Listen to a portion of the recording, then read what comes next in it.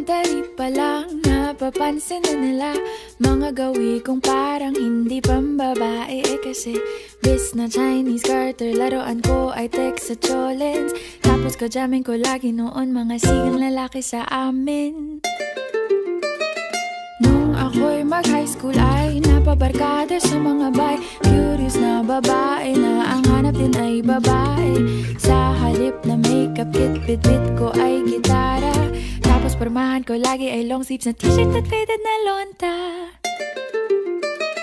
Pero nung makilala kita, nagbagong bigla ang aking timpla. Natutuwa ko na magpariband at mag-ahit ng kilay at least once a month. Hindi ko alam kung anong meron ka na sa akin ay nagpalambot ng bigla. Sinong mag-aakalang lalaki pala ang bibiyag sa tulad kong tigreng gala.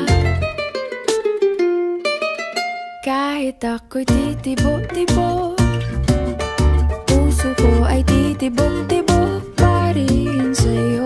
Isang halik mo lamang at ako ay tinatablan. At ang aking pagkababae ay nabubuhayan na para bang bulaklak na namumukadkad. Dahil alaga mo sa dilig at katamtamang sikat ng araw-araw mong pag-ibig sa aking buhay nagpapasarap.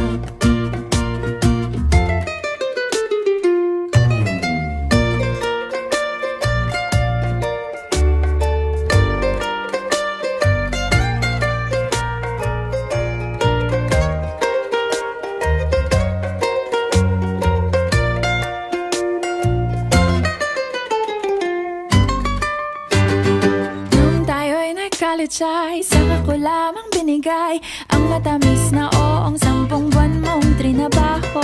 Sa halip na tsokolate at tipikal na mga diskarte, nabihag mo ko sa mga tula at sa mga katamong pabebe.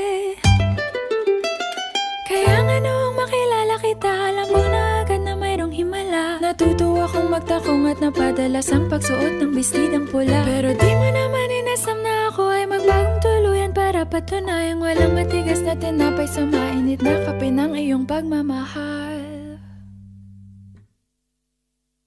Kahit ako'y titibo-tibo, puso ko ay titibok-tibok pa rin sa'yo. Isang halik